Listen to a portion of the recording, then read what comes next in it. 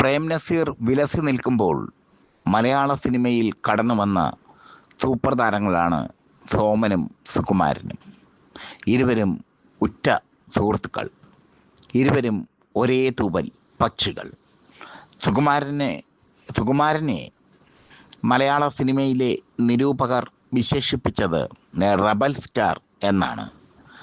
സോമന് റബൽ star എന്ന പട്ടം കൊടുത്തില്ലെങ്കിലും അദ്ദേഹവും റബൽ star തന്നെയാണ്. നിർമ്മാല്യത്തിലൂടെ സുകുമാരൻ ശ്രദ്ധ നേടി. ഇതാ ഇവിടെ വരെ എന്ന ചിത്രത്തിലൂടെ സോമനും സൂപ്പർ താരമായി മാറി. പ്രേം നസീറിൻ്റെ സുവർണകാലത്ത് പ്രേം നസീറിനെ വെല്ലുവിളിച്ചു ഈ രണ്ട് താരങ്ങളും. ജയൻ തരംഗമായ കാലത്ത്, ജയൻ വലിയൊരു ആവേശമായി മാറിയ കാലത്ത് ഈ രണ്ട് താരങ്ങളും അവരവരുടെ സിംഹാസനം ഉറപ്പിച്ചു എന്നത് ശ്രദ്ധേയമാണ്. മൾട്ടിസ്റ്റാർ ചിത്രങ്ങളായിരുന്നു മൾട്ടിസ്റ്റാർ ചിത്രങ്ങളുടെ കാലത്ത് ജയൻ്റെ ചിത്രങ്ങളിൽ ഈ രണ്ട് താരങ്ങളും വളരെ പ്രാധാന്യമുള്ള വേഷങ്ങൾ ചെയ്തു. ജയൻ്റെ സൂപ്പർ താര പദവിയെ വെല്ലുവിളിച്ചുകൊണ്ട് തന്നെ ഇവർ നിന്നു. പക്ഷേ പിന്നീട് ജയൻ്റെ മരണശേഷം ഈ രണ്ട് താരങ്ങളും തകർന്ന് തരിപ്പണമാകുന്ന കാഴ്ചയാണ് കണ്ടത്. മമ്മൂട്ടിയും രതീഷും ശങ്കറും ഒക്കെ കടന്നു വന്നപ്പോൾ ഈ രണ്ട് താരങ്ങൾ പിന്നോക്കം പോകുന്ന കാഴ്ച.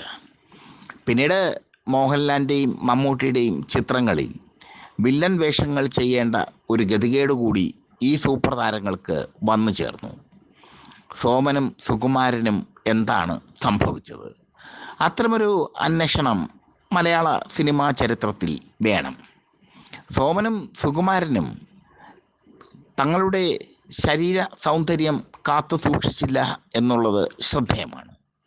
രണ്ടുപേരും തമ്മിലുള്ള ഒരു സാമ്യം, രണ്ടുപേരും നന്നായി മദ്യപിക്കുന്നവരായിരുന്നു എന്നതാണ്.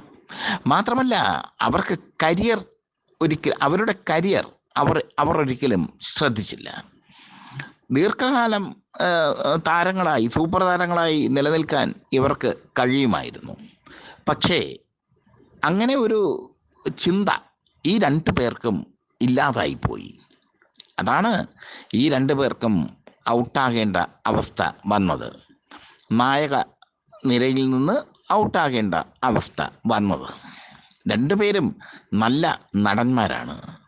മമ്മൂട്ടിയെയും മോഹൻലാലിനെയും പോലെ തന്നെ നല്ല നടന്മാരാണ് സുകുമാരനും സോമനും. സ്വാഭാവികമായ അഭിനയശൈലി, അതിഭാവുകത്വമില്ലാത്ത അഭിനയശൈലി ഇരുവർക്കും ഉണ്ടായിരുന്നു. ഒരുപാട് നല്ല വേഷങ്ങൾ ചെയ്തത് സുകുമാരനാണ്.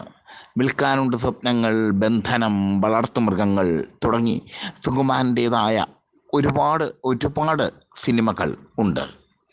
സോമന് ഇതാ ഇവിടെ വരയ്ക്ക് ശേഷം കിട്ടിയ ഒരു നല്ല വേഷം രക്തമില്ലാത്ത മനുഷ്യൻ എന്ന ചിത്രത്തിലെ വേഷമാണ്. പക്ഷേ അദ്ദേഹത്തിന് മറ്റ് സമാന്തര സിനിമകളിൽ തിളങ്ങാൻ, സുകുമാരനോളം തിളങ്ങാൻ പറ്റിയില്ല എന്നത് ശ്രദ്ധേയമാണ്. സോമൻ്റെ അഭിനയ പാടവം മലയാളികൾ തിരിച്ചറിഞ്ഞത് ലേലം എന്ന ചിത്രത്തിലൂടെയാണ്. ആനക്കാട്ടിൽ ഈപ്പച്ചൻ എന്ന കഥാപാത്രം, ആനക്കാട്ടിൽ ഈപ്പച്ചൻ അടിക്കുന്ന ഡയലോഗ്, നീണ്ട ഡയലോഗ്, അതിപ്പോഴും ത്രസിപ്പിക്കുന്ന ഡയലോഗ് തന്നെയാണ്. സോമനും സുകുമാരനും അകാലത്തിൽ മരിച്ച പ്രതിഭകളാണ്. അവർ അകാലത്തിൽ മരിക്കാൻ കാരണം അവരുടെ ജീവിത ശൈലി തന്നെയാണ്. മമ്മൂട്ടിയും മോഹൻലാലും കടന്നു വന്നപ്പോൾ അവർ ഒന്നുമല്ലാതായി മാറി. മമ്മൂട്ടിയുടെയും മോഹൻലാലിൻ്റെയും സുവർണകാലം വന്നപ്പോൾ അവരുടെ ചിത്രങ്ങളിൽ വില്ലന്മാരായും പിതൃവേഷങ്ങളിലും ഒക്കെ അഭിനയിക്കേണ്ട ഒരു ഗതികേട് അവർക്ക് ഉണ്ടായി. എന്താണ് അവർക്ക് സംഭവിച്ചത് എന്ന് ചോദിച്ചാൽ അവരുടെ അലസമായ ജീവിതശൈലി തന്നെയാണ് എന്ന് ഉത്തരം പറയേണ്ടി വരും. എക്കാലവും നിലനിൽക്കണമെങ്കിൽ, സിനിമയിൽ എക്കാലവും നിലനിൽക്കണമെങ്കിൽ ശരീര സൗന്ദര്യം കാത്തു സൂക്ഷിക്കേണ്ടത് അനിവാര്യമാണ്. ശരീരം കാത്തു സൂക്ഷിക്കേണ്ടത് അനിവാര്യമാണ്. ഇരുവർക്കും അങ്ങനെയൊരു അനിവാര്യത ഇല്ലായിരുന്നു. ഇരുവർക്കും അങ്ങനെയൊരു അനിവാര്യത ഇല്ലായിരുന്നു എന്ന് മാത്രമല്ല, അവർ അവരുടേതായ വഴികളിൽ സഞ്ചരിച്ചു, ലഹരിയുടെ വഴികളിൽ. സുകുമാരനും സോമനും ഇപ്പോഴും ജനഹൃദയങ്ങളിലുണ്ട് എന്നത് ശ്രദ്ധേയമാണ്. പ്രേംനസീറൊക്കെ നാടകീയമായ രീതിയിൽ അഭിനയിച്ചപ്പോൾ സ്വാഭാവികമായ അഭിനയ ശൈലി കൊണ്ടുവന്നത് സത്യന് ശേഷം സ്വാഭാവികമായ അഭിനയ ശൈലി കൊണ്ടുവന്നത് ഈ രണ്ട് നടന്മാരാണ്. ഒരിക്കൽ അന്നത്തെ കാലത്തെ സിനിമാ നടൻ രാഘവൻ ഒരു അഭിമുഖം നടത്തുമ്പോൾ എന്നോട് പറഞ്ഞ ഒരു കാര്യമുണ്ട്. സുകുമാരനും സോമനും നന്നായി തങ്ങളെ മാർക്കറ്റ് ചെയ്യാൻ അറിയാമായിരുന്നു. അവർക്ക് അവരുടേതായ നിർമ്മാതാക്കളും സംവിധായകരും ഒക്കെ ഉണ്ടായിരുന്നു. തങ്ങളുടേതായ സംവിധായകരെയും നിർമ്മാതാക്കളെയും ഉറപ്പിച്ചു നിർത്താൻ അവർക്ക് കഴിയുമായിരുന്നു. അതാണ് അവരുടെ വിജയം എന്നാണ് രാഘവൻ എന്നോട് പറഞ്ഞത്. എന്തായാലും സുകുമാരനും സോമനും ഇന്നില്ല. രണ്ടുപേരും ഓർമ്മചിത്രങ്ങളായി മാറിയിരിക്കുന്നു, രേഖാചിത്രങ്ങളായി മാറിയിരിക്കുന്നു. പക്ഷേ ഇരുവരുടെയും അഭിനയം പാഠ്യവിഷയം ആക്കേണ്ടതാണ്. കാരണം ഇരുവരും നല്ല നടന്മാരായിരുന്നു. മലയാള സിനിമയിൽ വ്യത്യസ്തമായ പന്ഥാവിലൂടെ സഞ്ചരിച്ചവരായിരുന്നു. ഇരുവരുടെയും ഡയലോഗ് ഡെലിവറി വളരെ ശ്രദ്ധേയമായിരുന്നു. അവരുടെ ഉച്ചാരണ ശുദ്ധി വളരെ ശ്രദ്ധേയമായിരുന്നു. സോമൻ ഒരുപടി കൂടി കടന്ന് ഹാസ്യവേഷങ്ങളൊക്കെ നന്നായി ചെയ്തു. ബോയിങ് ബോയിങ് എന്ന ചിത്രത്തിൽ സോമൻ്റെ ഹാസ്യവേഷം വളരെ ശ്രദ്ധേയമാണ്. പൂച്ചയ്ക്കൊരു മുക്കുത്തി എന്ന ചിത്രത്തിൽ സോമൻ്റെ ഹാസ്യവേഷം ശ്രദ്ധേയമാണ്. സുകുമാരനും ഹാസ്യവേഷങ്ങളൊക്കെ ചെയ്തിട്ടുണ്ട്. കുറുക്കൻ്റെ കല്യാണം, കിന്നാരം തുടങ്ങിയ ചിത്രങ്ങളിലൊക്കെ സുകുമാരൻ ഹാസ്യ നടനായി അഭിനയിച്ചു. അതൊക്കെ ഒരു ചരിത്രമാണ്. സോമനും സുകുമാരനും എല്ലാ അഭിനയ രസങ്ങളും വഴങ്ങുമായിരുന്നു. അവർക്ക് ക്യാരക്ടർ റോളുകൾ ചെയ്യാൻ പറ്റും, തീപാറുന്ന ഡയലോഗുകൾ പറയാൻ പറ്റും.